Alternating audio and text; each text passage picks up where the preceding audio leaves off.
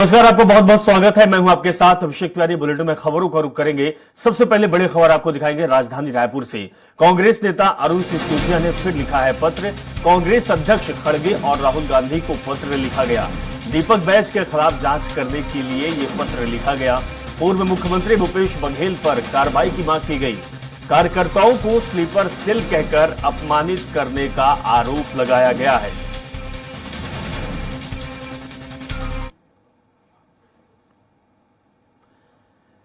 तो दीपक बैज के खिलाफ जांच करने के लिए पत्र लिखा गया है और सबसे बड़ी बात है कि आरोप लगाया गया है।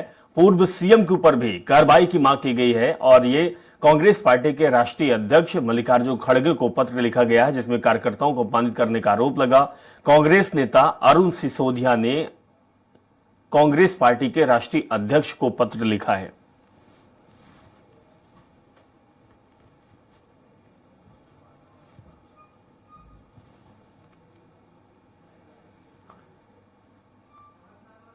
हेमंत शर्मा हमारे संवाददाता जुड़ चुके हैं, उनके पास चलेंगे। हेमंत, जिस तरीके से कांग्रेस पार्टी के अंदर कहीं न कहीं सामंजस्य नहीं बन पा रहा है, सिसोदिया ने एक पत्र लिखा है, भूपेश बघेल पर आरोप लगा है, स्लीपर सेल तक का उदाहरण दे दिया गया।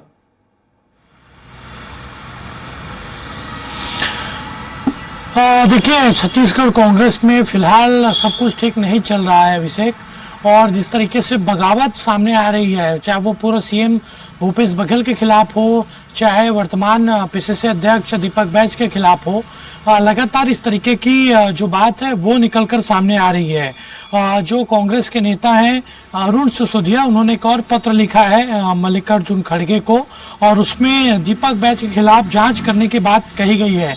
इसके साथ साथ याद होगा कि कुछ दिन पहले एक पत्र लिखा गया था अरुण सिसोदिया के द्वारा दीपक बैज को कि जो विनोद वर्मा के बेटे की कंपनी है उसको अनैतिक तरीके से 5.5 करोड़ रुपए का भुगतान किया गया था, वो भी बिना पीसीसी अध्यक्ष के अनुमति के बगैर। और ये मसले को लेकर नोटिस दिया गया था अरुण सिसोदिया को कि वो पार्टी के विपरीत जाकर काम कर रहे हैं। उन्होंने वो पत्र को मीडिया में सार्वजनिक किया और उसी नोटिस को कोट करते हुए अरुण सिसोदिया ने पत्र लिखा है और बेहद गंभीर आरोप लगाए गए हैं और सिलसिलेवार तरीके से उन्होंने जवाब भी दिया है और स्पष्ट तौर पर कहा है कि ना मैंने मीडिया में इस बात को लेकर कोई बातचीत की है, ना मैंने किसी तरीके से समाचार प्रकाशित किया है, लेकिन जानबूझकर मेरे खिलाफ ऐसी इस तरीके की जो चीजें हैं वो सामने आ रही है।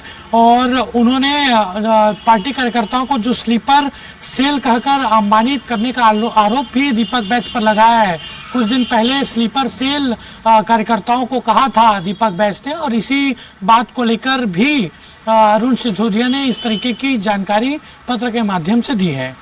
लेकिन हेमंत, जिस तरीके से आरोप लग रहे हैं, चाहे वो प्रदेश कांग्रेस अध्यक्ष के ऊपर हो या फिर पूर्व सीएम भूपेश बघेल के ऊपर, क्योंकि लोकसभा चुनाव नजदीक है और इस तरीके की अगर कांग्रेस पार्टी के बड़े नेता ही पार्टी के बड़े नेताओं पर आरोप लगाते हैं तो इसका खामियाजा गलत भुगतना पड़ेगा फिर चुनाव में।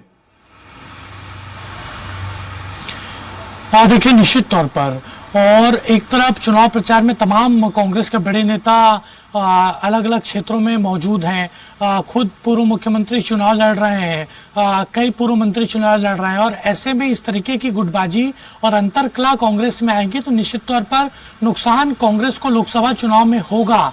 और इसी तरीके से अलग अलग क्षेत्रों में भी विरोध का सामना करना पड़ रहा है तमाम बड़े नेताओं को। हालांकि इसमें संगठन काफी पीछे दिखाई दे रहा है, फेलियर एक तरीके से संगठन का यहाँ पर नजर आ रहा है। संगठन के ये दायित्व होता है किसी भी पार्टी के कि अगर इस तरीके की चीजें निकलकर सामने आती है, अंतर्द्वंद निकल कर सामने आता है तो उसको समय रहते शांत कर लिया जाए। लेकिन फिलहाल कांग्रेस में जो बगावत है वो कम होने का नाम नहीं ले रही है। चलिए, बहुत बहुत शुक्रिया हेमंत, हमारे साथ आप जुड़े रहे। अगली खबर में आपसे फिर से मुलाकात करेंगे। तो जिस तरीके से कांग्रेस पार्टी के अंदर घमासान मचा हुआ है उसको समझा पाना, समन्वय बना पाना बेहद कठिन लग रहा है। हालांकि जिस तरीके से लोकसभा चुनाव नजदीक है और लोकसभा चुनाव से पहले इस तरीके की बयानबाजी और इस तरीके की अंतर्कलह अगर कांग्रेस पार्टी के अंदर चल रही है तो फिर इसका खामियाजा भी कांग्रेस पार्टी को चुनाव में भुगतना पड़ सकता है।